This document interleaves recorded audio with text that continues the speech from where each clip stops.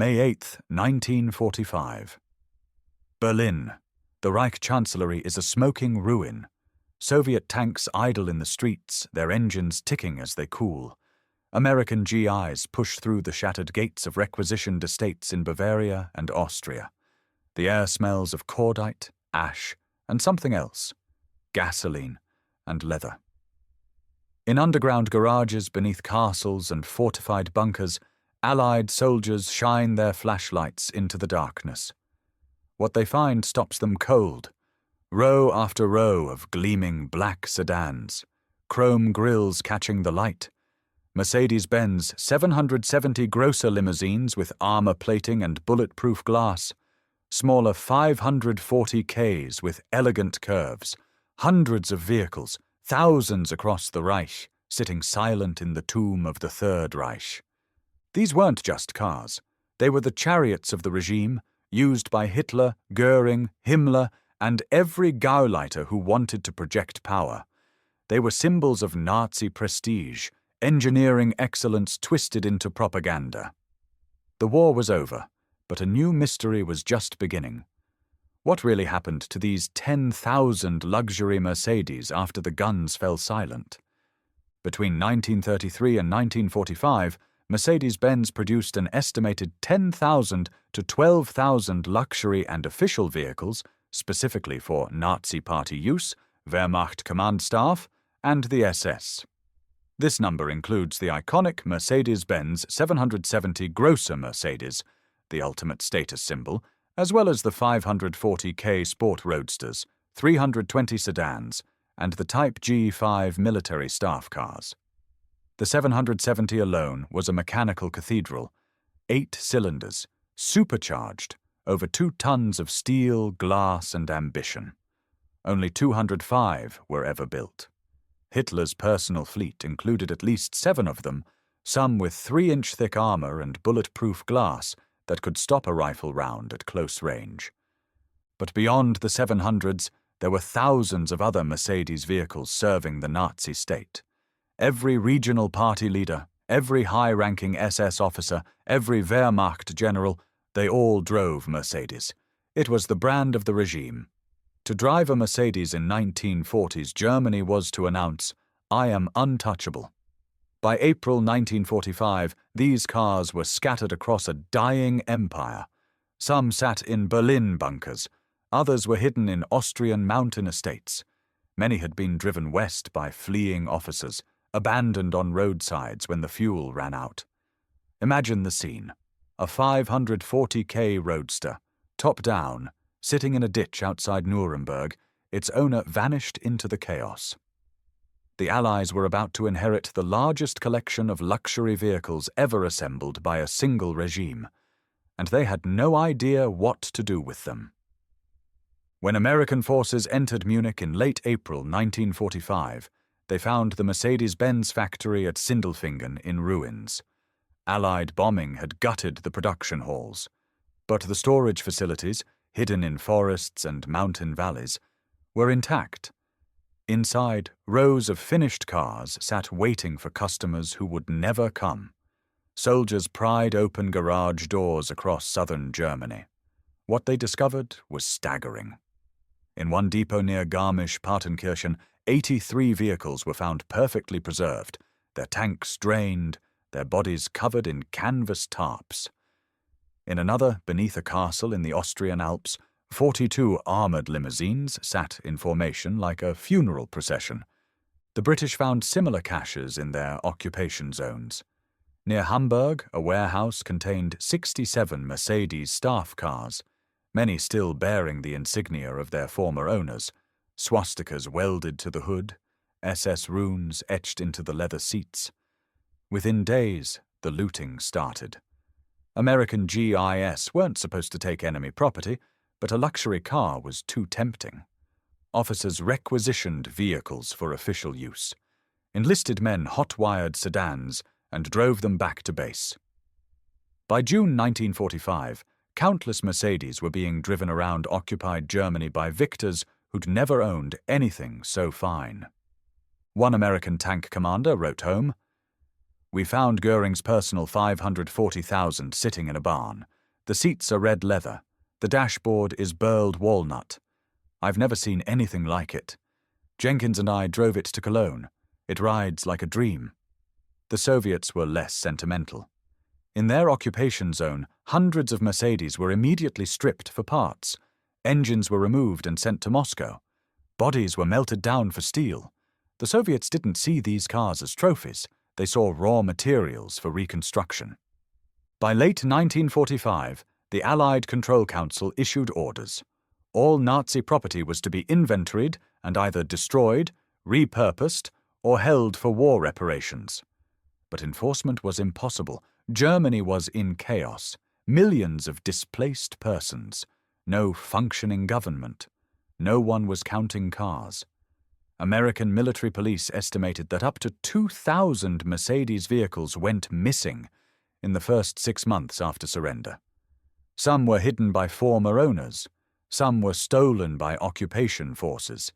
Many simply vanished into the black market that consumed post-war Europe. In the summer of 1946, the Allies made a decision. Thousands of these vehicles had to be destroyed. Why? Because they were symbols.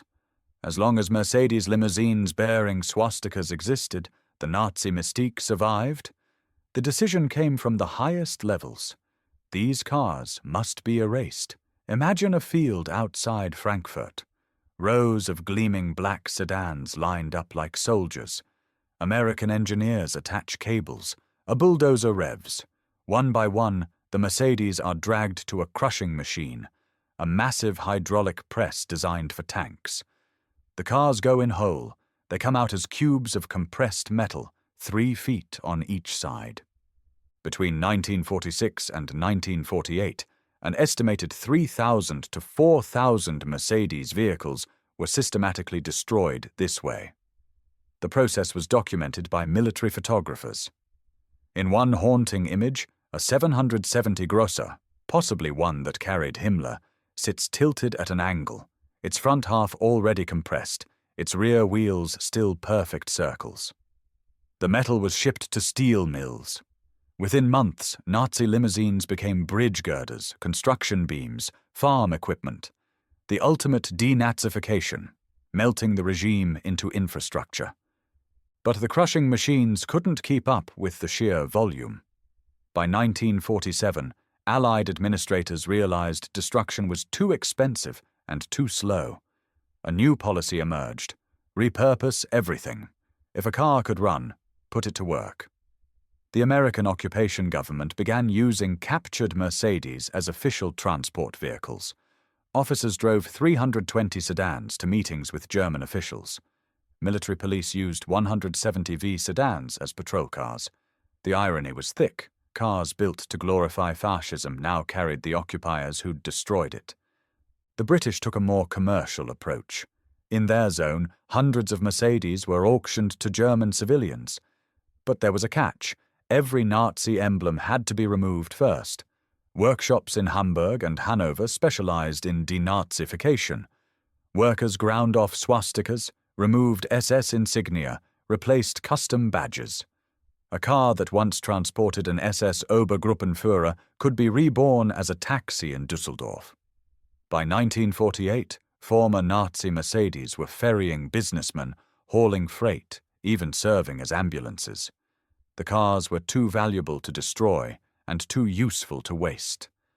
The French occupation forces were perhaps the most pragmatic. They simply shipped hundreds of captured Mercedes back to France. In Paris, former Wehrmacht staff cars became government vehicles. In Lyon, a 540K that once belonged to a Gauleiter became the prized possession of a textile magnate. The French saw no reason to destroy perfectly good engineering. They just removed the history and drove on. The Soviets took their share as war reparations. An entire trainload of Mercedes, 117 vehicles, was shipped to Moscow in December 1945. Stalin's government distributed them to high-ranking party officials. For years afterward, Soviet generals and ministers rode through Red Square in cars built for their enemies. Some of these vehicles survived in Soviet museums until the 1990s, odd relics of a strange exchange. But perhaps the strangest fate befell the rarest Mercedes of all, Hitler's personal vehicles. 7 armored 770 Grosser limousines were known to exist in Hitler's fleet. When the war ended, these became the most sought-after trophies in Europe. American forces captured at least 4 of them. One was found in a garage beneath the Berghof, Hitler's Alpine retreat. Another was discovered in a tunnel near Berchtesgaden, its armor plating scarred by what appeared to be small arms fire. The U.S. Army immediately classified these vehicles as strategic artifacts. They were too dangerous to destroy, evidence was needed for war crimes trials, but too symbolic to release. For months they sat in guarded warehouses while officials debated their fate. Eventually, 3 of Hitler's personal Mercedes were shipped to the United States.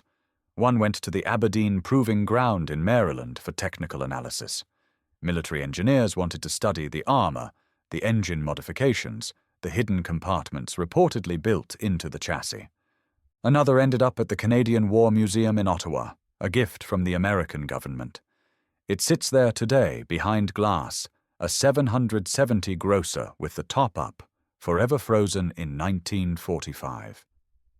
Visitors can see the reinforced doors, the gun ports in the rear passenger area, the fold-down jump seats. A placard explains its history.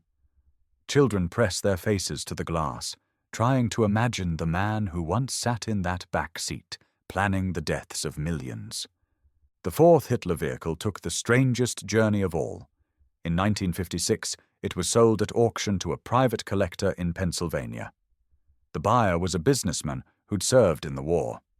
He kept it in a barn for 20 years, occasionally starting the engine, never driving it. When he died in 1976, his estate auctioned it again. This time it sold for $153,000, a fortune at the time.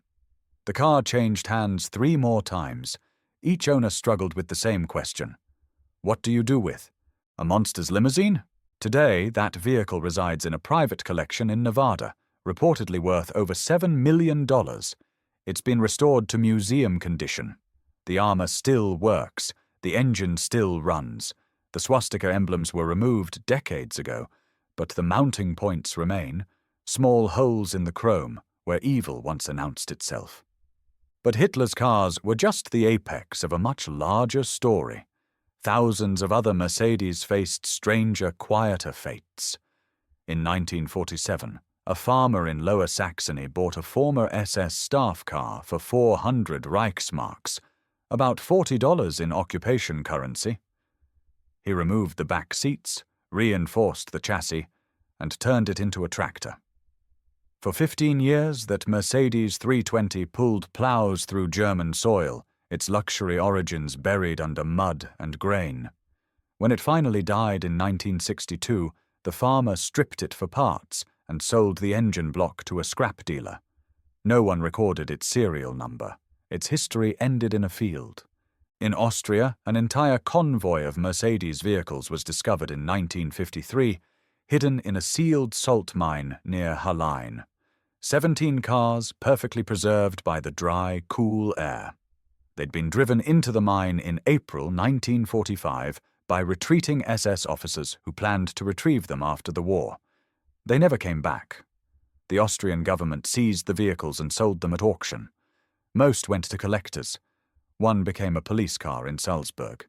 Another was exported to Argentina, where it reportedly served in the motorcade of President Juan Perón. The black market played an enormous role in dispersing these vehicles. Between 1945 and 1950, post-war Europe was a smuggler's paradise. Currency was worthless. Borders were porous. A Mercedes with a full tank of fuel was worth more than gold. Criminal networks moved hundreds of these cars across borders, from Germany to Switzerland, from Austria to Italy, from France to Spain.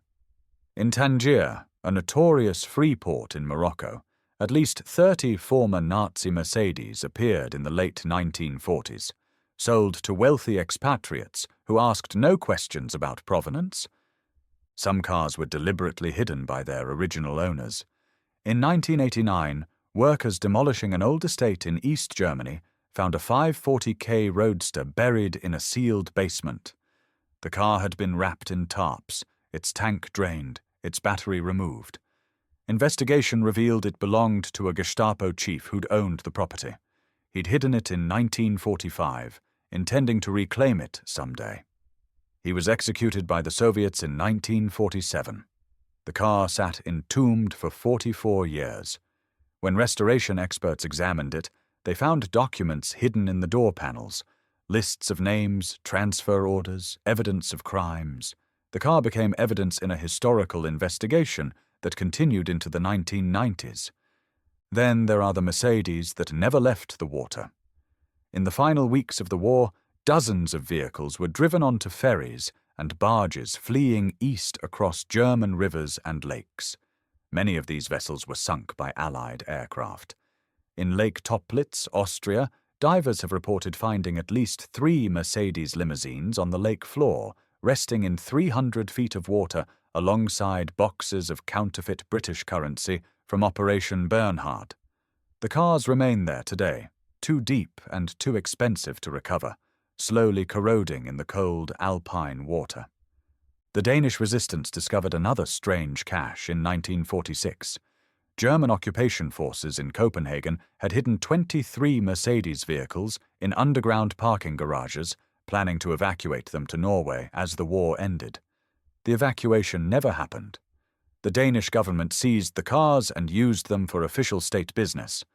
For years, Danish ministers rode to Parliament in vehicles that once carried Nazi administrators. The last of these cars was retired from service in 1968.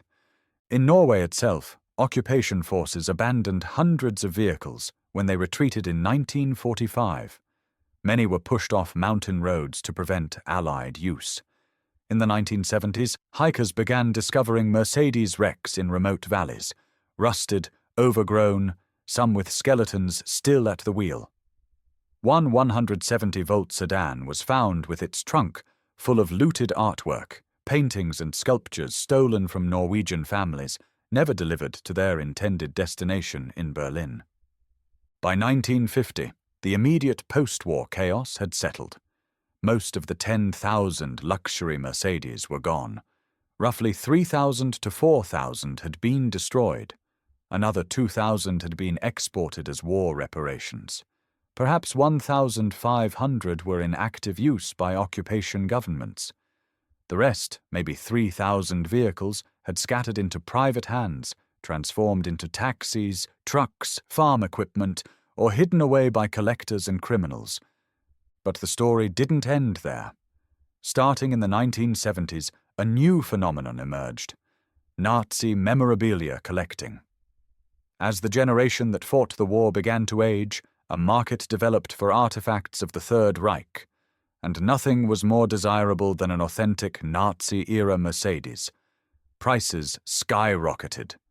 A 540K that sold for $5,000 in 1960 was worth $100,000 by 1980. By 2000, prices reached 7 figures. This created perverse incentives. Forgers began creating Nazi Mercedes by taking civilian models and adding fake armor, fake insignia, fake provenance. Auction houses struggled to authenticate vehicles.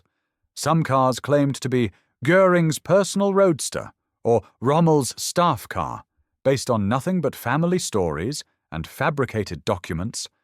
Reputable historians had to be called in to verify serial numbers, cross-reference factory records, examine bullet holes and armor plating. A few authentic vehicles did emerge from obscurity. In 2004, a 770 Grosser was discovered in a warehouse in suburban Paris. It had been stored there since 1946, untouched, covered in dust. The ownership trail led back to a French general who'd taken it from Germany as a personal trophy. His descendants didn't even know what they had. At auction, it sold for $2.8 million. In 2009, another 770 surfaced in Portugal, reportedly driven there by a fleeing SS officer in 1945. That one sold for $3.2 million. The most expensive Nazi Mercedes ever sold went to auction in 2018. A 770 Grosser with documented provenance linking it to Hitler's fleet, though not definitively his personal car, sold for $7.5 million to an anonymous buyer. The sale sparked controversy. Holocaust survivors protested. Museums questioned the ethics of privatizing such artifacts. But the law was clear. It was private property, legally obtained, legally sold. Today, researchers estimate that between 50 and 80 of the original 10,000 Nazi-era luxury Mercedes still exist in identifiable form. Most are in museums. The Deutsches Museum in Munich has 3, the Imperial War Museum in London has 2, the Canadian War Museum has Hitler's 770. The Peterson Automotive Museum in Los Angeles has a 540K with SS provenance. Perhaps 20 remain in private collections, their locations undisclosed for security and ethical reasons. The survivors tell us something important. They're not just cars. They're time capsules containing physical evidence of the regime. Bullet holes from assassination attempts, armor that failed to save its occupants, leather seats that once held architects of genocide. Museums display them not as celebration, but as testimony. These machines carried evil across Europe. They're preserved so we remember what luxury in service of tyranny looks like. But there's another truth embedded in this story. Most of these vehicles didn't survive as artifacts. They were crushed, melted, repurposed, and scattered. The vast majority became bridges, buildings, tools, and taxis. In a way, that's the perfect ending. The regime that built them wanted immortality through monuments. Instead, their grandest machines were ground into rubble and rebuilt as something useful. The Autobahn that Mercedes drove on still exists, but the cars that christened it mostly don't. One final story. In 2011, a restoration shop in Munich received an unusual request. A client had inherited a 1939 Mercedes 320 sedan from his grandfather, a Wehrmacht officer. The car was in terrible condition, rusted, incomplete, barely recognizable. But the grandson wanted it restored. Not to original condition. He wanted something else. The shop spent 2 years rebuilding the car, but they didn't restore the Nazi-era details. They removed every trace of its original purpose. New paint, new interior, new identity. When they finished, it looked like a 1939 Mercedes, but no longer that Mercedes. The grandson's explanation was simple. My grandfather drove this car. He was not a good man. But the car is steel and rubber. It doesn't carry guilt. I wanted to give it a new life, free from what it was. He drives it today in Bavaria, a ghost redeemed by time and metal. That might be the real answer to our question. What happened to the 10,000 luxury Mercedes found in Nazi garages after World War II? Most were destroyed, as they deserved. Some were repurposed, which was practical. A few were preserved, which was necessary. But all of them, in the end, became something they were never meant to be. Reminders not of triumph, but of collapse. Not of immortality, but of how quickly even the mightiest machines of tyranny turn to rust.